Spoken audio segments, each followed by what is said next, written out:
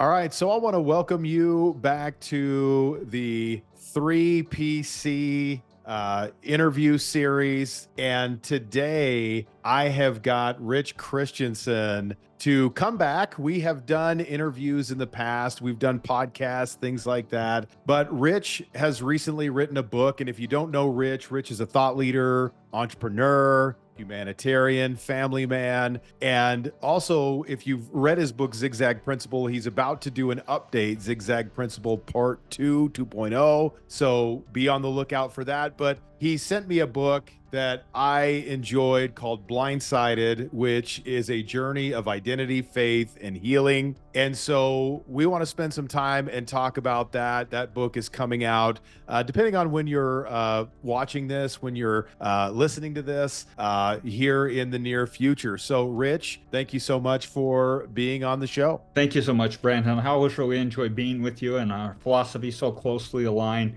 Always a delight to be with you.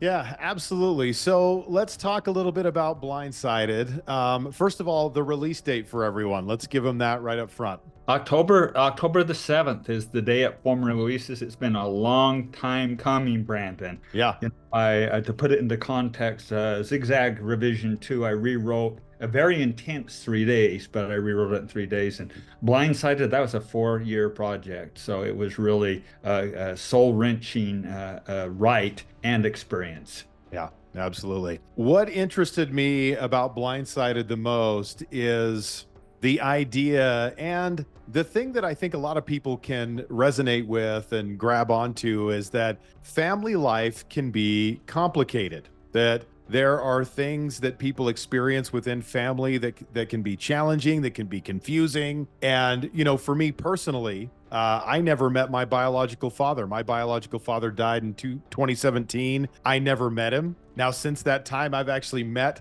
4 siblings that I had from my father. And, it's been really interesting. So reading your story kind of brought a lot of that back for me. And so I want to start out with, let's talk about just kind of what you learned. Let's tell a little bit about your story. Let's give the cliff notes, maybe just set up what this book is about and just kind of what the lesson is for you, what you kind of got from going through the experience you went through. Well, thank you, Brandon. And, before I jump into that, I have to say that I think entrepreneurs are the most unfunctional people in the entire world. And you show me someone that's created 52 businesses. I'll show you someone that had some daddy issues.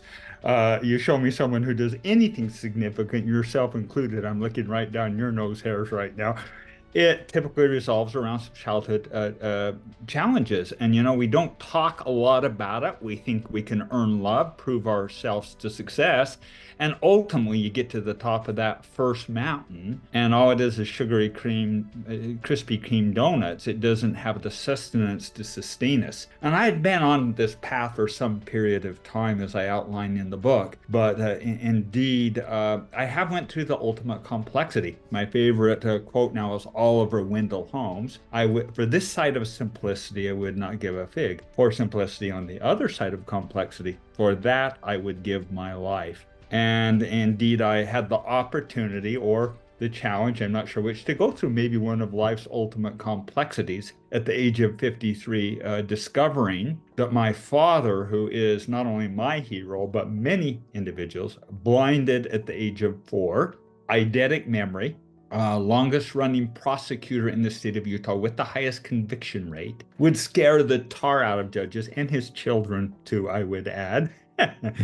Ended up not being my father. My father was married to my mother, a beauty queen, 15 years his junior, died young of 3 wedding proposals before meeting dad, by the way. And as this came out through a series of DNA tests, it turns out all my brothers, with exception of one, were not my biological full brothers. And indeed, the first thing was, Mom, what you been doing here? You been, kind of getting some on the side, or what's going on? We couldn't imagine that because Mom was just really, really a proper woman and a delightful woman. But come to find out, I was one of the very early first donor-conceived children in the world. And keeping in mind that when this happened, it was, quote, nefarious. Yeah. It was underground, and not only was it illegal, so my father, the brilliant prosecuting attorney, would have went to jail over this. My biological father that did this would have been responsible for supporting me through my childhood. And the big bang was my parents would have been excommunicated from the religion. And as we dug deeper and deeper, Brandon, was discovered that my biological father was actually the first abortion doctor in the state of Utah. Wow. So, needless to say, that added a little bit of complexity to the identity crisis also. And although at the time incredibly challenging for 2 years, I literally was on the floor flaying, trying every way I could to manage through it. I learned that the only way to deal with it was to face fierce with reality and run directly down its throat and embrace maybe some of the brokenness as an integral part of healing. And on the other side of that, I come out not only more resolved as an individual, but also as a family man. And quite frankly, a far better businessman operating in flow rather than in a cycle of harsh force like most people do. Yeah. All right. So leadership. I mean, it's an incredible story. You have to read it. I mean, we're just giving you kind of a little tidbit here of this story, but you mentioned a couple of things. Hey, it's changed the way, that I am in my family. It's changed the way that I do business. And I think in leadership, it's so important to heal ourselves. If we really want to be the leader that we want to be for other people, how can I remove all the interference that keeps me from being the kind of leader that I can be and allow myself to fully express that as courageously as possible in every moment that I can? And so, what have you noticed since all of this came out for you? Like, how has this changed you as a father, as a husband, those kinds of things? Grandfather, tell me how that's changed you. I'm going to start a response to that by quoting Richard Rohr. He makes this statement that if you do not transform your pain, you will most certainly transmit it. Hmm. I was always a dedicated, deep father. I knew in the very heart of my soul that something was missing there, so I maybe overreacted there. But what's dramatically shifted is by getting my personal life in alignment and getting so I can actually laugh at my own bad jokes and not care. I mean, I really do now, and it's sometimes a little embarrassing. Being okay with who I am and my relationship, call it with deity, God, myself, universe, whatever you want to call it. Although that seems so foo-foo, at what point you get in that alignment, then you're able to operate from a point of clarity, have value alignment with what I believe, how I transmute that into the family, so I'm not transmuting any pain or transmitting any pain or my unresolved issues upon my children or my daughter-in-laws or my grandchildren. And then that actually allows me to show up in a more genuine way in business. I think the first, I founded or co-founded Brandon like 51 businesses through my career. 19 failures, 17 multi-million-dollar wins. Everyone quotes that. And I think if I'd had this context early, first of all, I would not have had to prove myself in about half of those businesses. But the ones I did would have been more resolved and likely more successful. So learning how to say no so I'm not earning love. Also learning how to say heck yes to the things that really matter.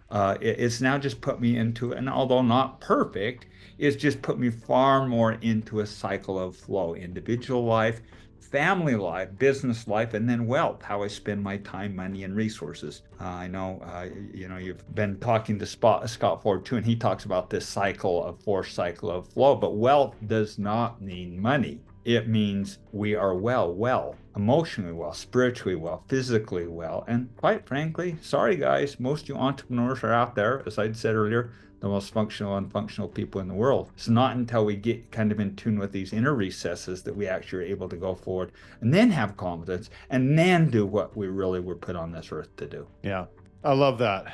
And so as you speak about this dysfunction that, especially in entrepreneurship, entrepreneurs can carry on, because and I know for me, I'll speak for myself. When you have events in your life that are less than ideal, you always feel weird about that. And I think when people grow up without a father, let's say, one of the things that's really weird, especially when I was younger, and I don't even know if they do stuff like this anymore, but it's like bring your dad to school day, or when I was in Cub Scouts, we did the Pinewood Derby, and I had the worst looking car because my dad, I didn't have a dad that was helping me. I had the slowest car and the worst looking car in the Pinewood Derby. I still remember that. Yeah. And so, it's really interesting how, we can use that to fuel almost an unhealthy obsession with Yeah. how do I look good? How do I be a Yeah. winner? How do I let people know that, I'm not the loser that didn't have a good looking Pinewood Derby car Yeah. or whatever, right? And so for entrepreneurs who are listening to this, especially, what would you recommend to them in terms of just kind of acknowledging and recognizing that and really reckoning with it in a healthy way? Okay, well, that's probably about 3 hours of conversation. Yeah. First of all, I just expressed to you, Brandon, thank you so much for even acknowledging that, because that was really courageous. And oftentimes those wounds that we get when we're 5, 6, 7, 8, it defines how we operate the rest of our life. Yeah. It even goes deeper than that. Oftentimes the wounds that our ancestors had, it's called epigenetics, actually transmute into our body, and a lot of how we show up ends up how they had their injuries, good and bad. I learned this deeply with my biological father. He loved to hunt golf balls. I couldn't help myself. I hunted golf balls. How does that come?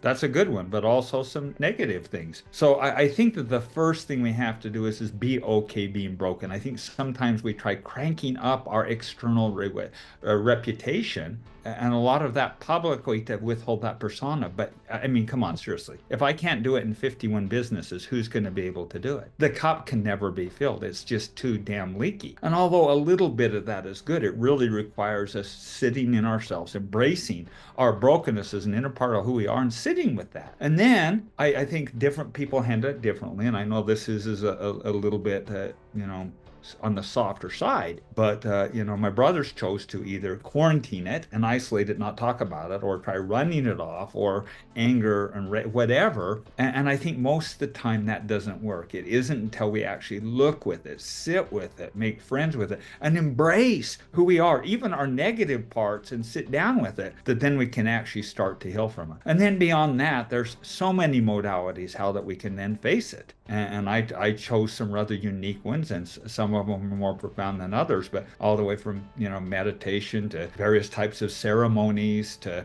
whatever your practice is, it's going towards it and moving towards it, rather than just running from hide it and just trying to crack it up in the personal persona. Yeah. I think you've got to sit with your shadow animal a little bit and love your shadow self and the broken parts of yourself as much as this hyperactive, zippy, zappy part that we all manifest on. Yeah, it's really interesting. I remember doing a Bible study years ago, and the question came up of how do you reckon with the depravity of the world? And I remember my answer in that moment being to acknowledge my own depravity and recognize that depravity exists in the world, but the thing I can worry about, or the thing I can acknowledge or recognize, is my own. And I think sometimes, as you mentioned, when we stuff it or when we ignore it, that thing that we're trying not to have master us, we become a victim to, and it shows up in everything that we do and creates all sorts of problems. And the big issue there is we then transmit it to our children and grandchildren. Yeah.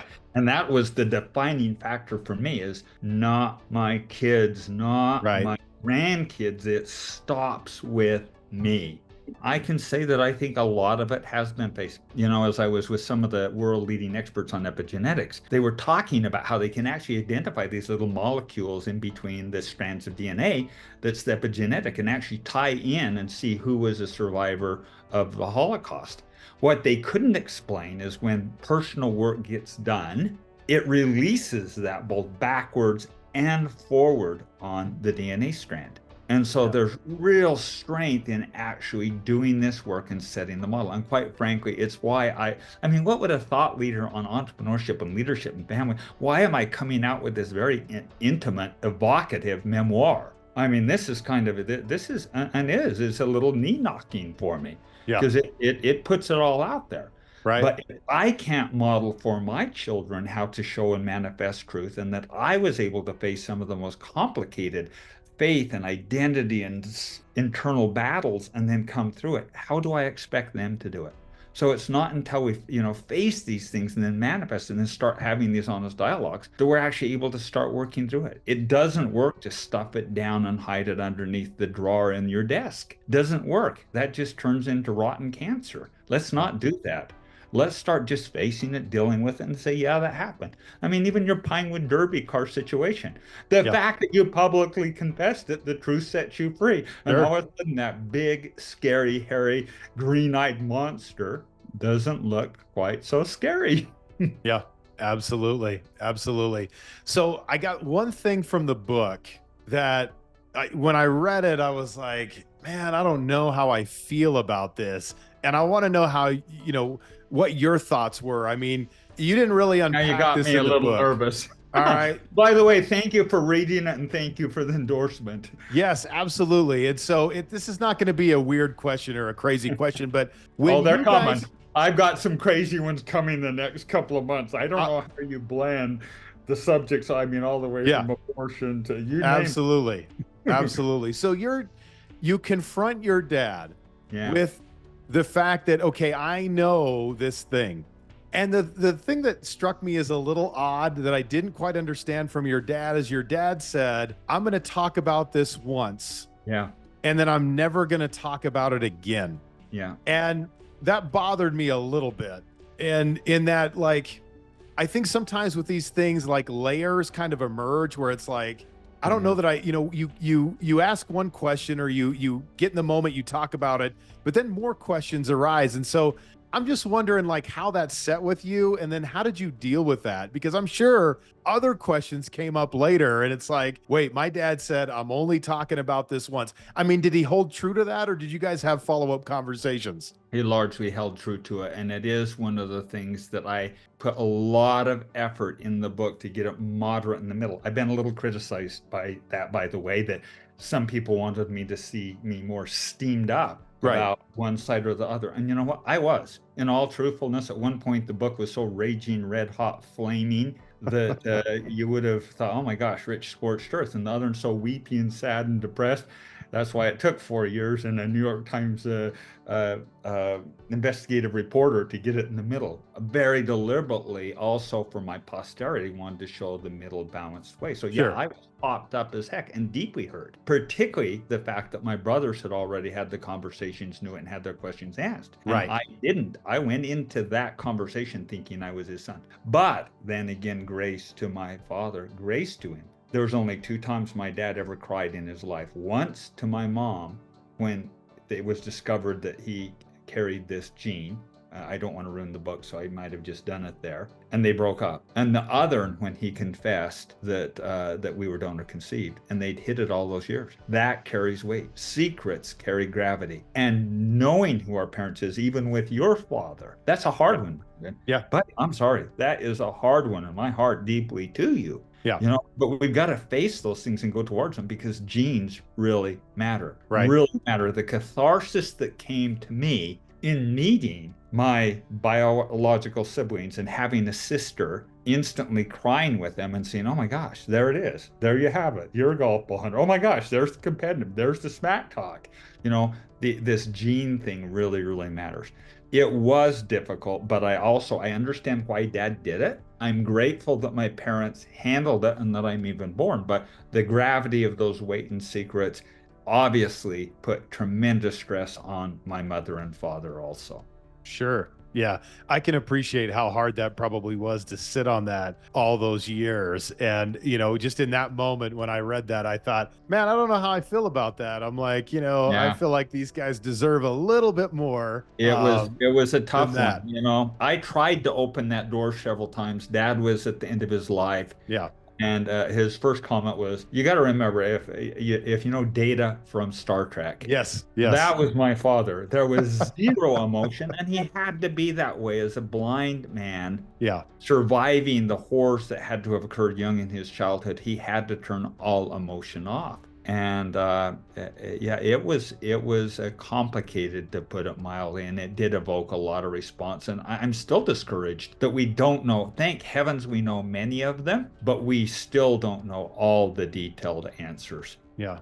Yeah. So for you, as you kind of have gone through these family challenges, what was the hardest thing for you to reconcile or reckon with? I mean, your book is about reckoning in a lot of different areas and going through these things. But what was the hardest thing for you to reckon with, to come to terms with, come to grips with as you learned this? Because I remember shortly after you found out, we were in an office and we went in the conference room and you told me what you had found out. And I could really, I mean, I could see the pain in your eyes Yeah. of like, what does this mean? All these kinds of things. But I'm just wondering, like, what was the hardest thing for you to reckon with and all that? Well, if you recall, I disappeared. I quit operating. I shut everything down for 4 or 5 years to deal with this hairball. And I'm so Mhm. glad I did. Yeah.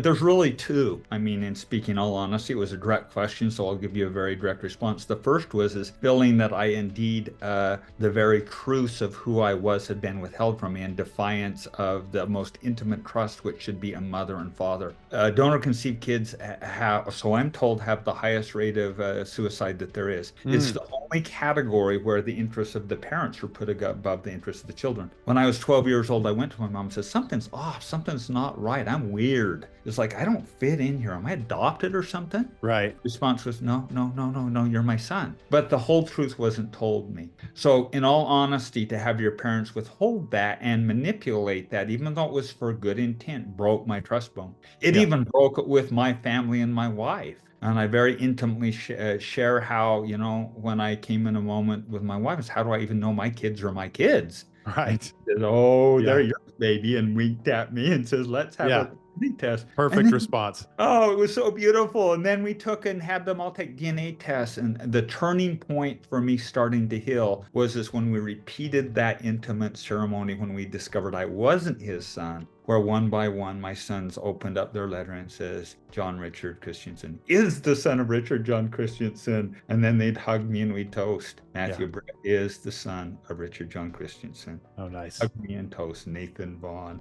Timmy Tyrus, and Alexander Hans, and then a big hug of stability, knowing indeed I had one pure source of love and truth. And my trust bond was broken. That was the first. Yeah. I think the second and equal to it was is attempting to reconcile my faith growing up in the Church of Jesus Christ, or Latter-day Saints, or the Mormon Church, and this being considered not only illegal but immoral, even to the point where I had some pretty tough conversations there, and attempting to reconcile the faith of my fathers with where my faith had been raised, and then getting through that sticky wicket, coupled with being the identical twin, looking exactly like my father, who was the abortion doctor, and getting my brain around my father practiced abortions, but then I got life from him, and reconciling that in faith was maybe the trickiest one to navigate. Yeah.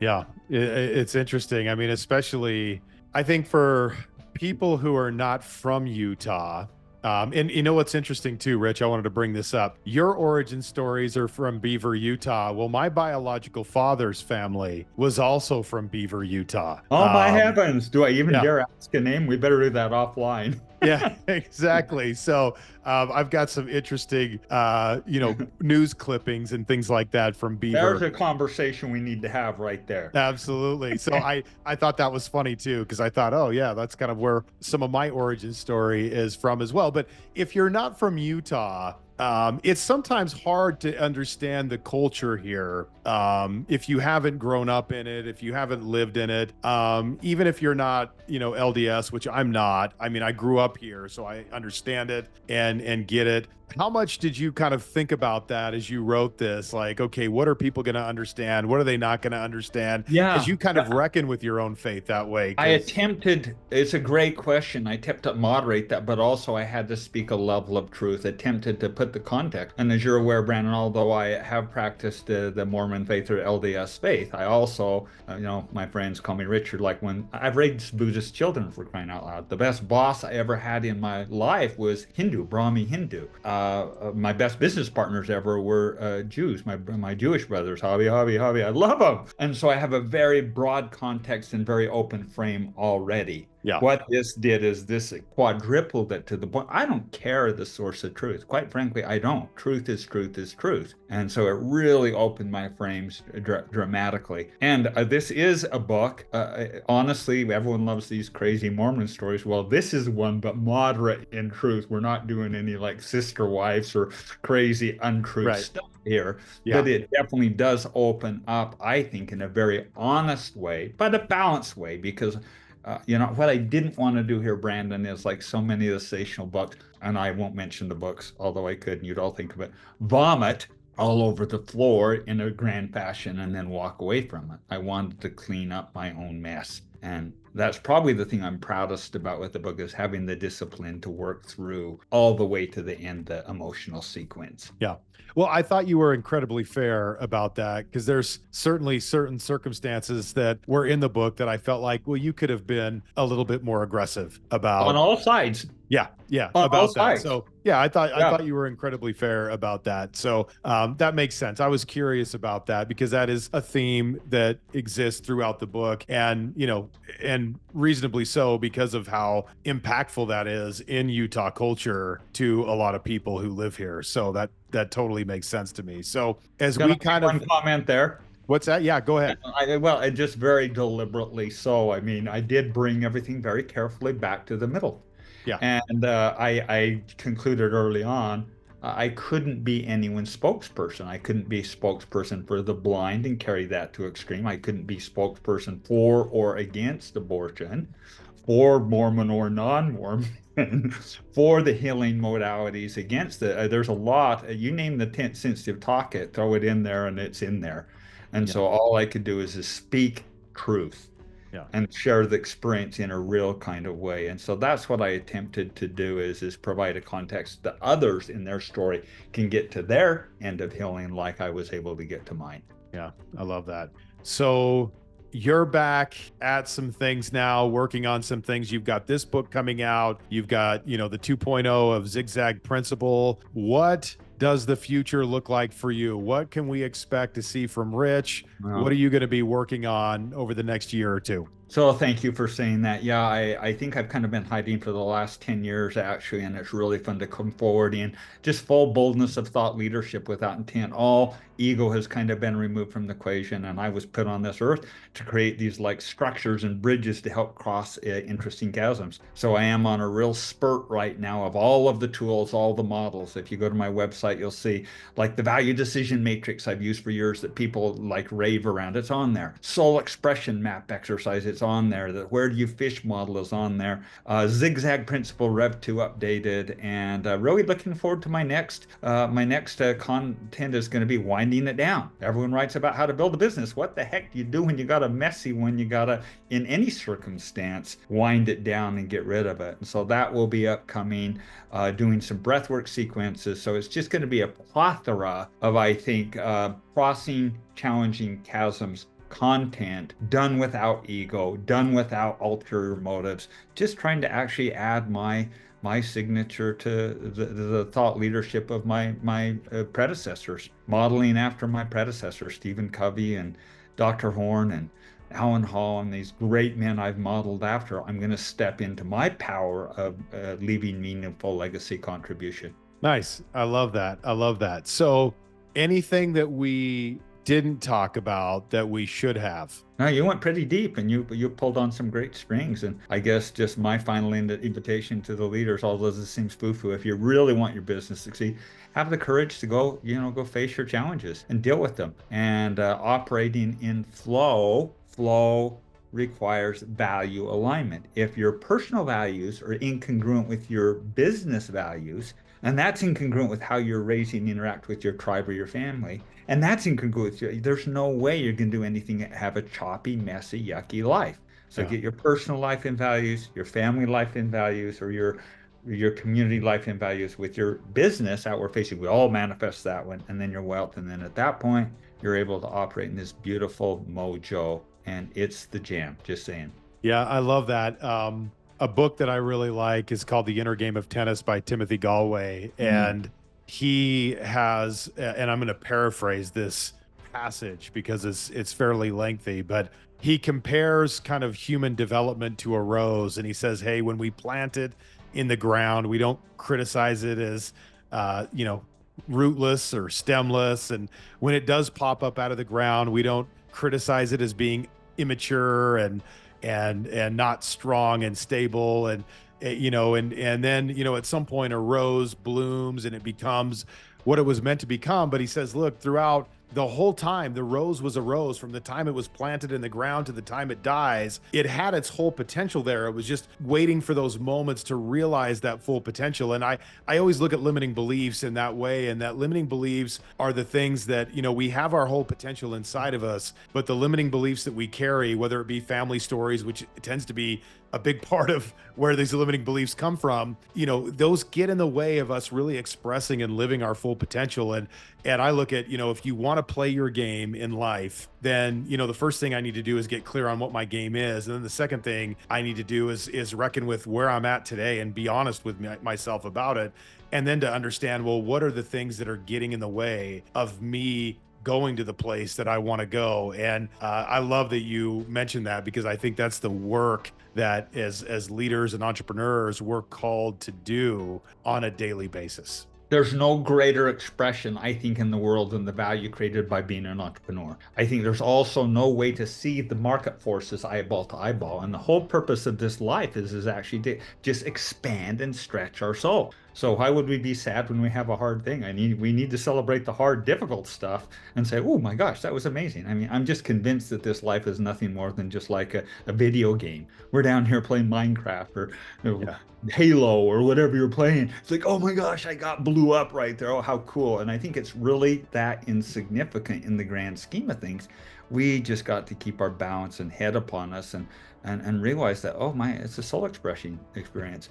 This last week, I earned a merit badge in life. I never thought I would earn it. I'm not going to tell you what it was. You know what it was. Yep. But like, oh my gosh, what a complicated one. And halfway through it, as I'm contacting 800 guests, I just started laughing. I said, oh my gosh, I got a new merit badge. I'm going to put it right there on my sash.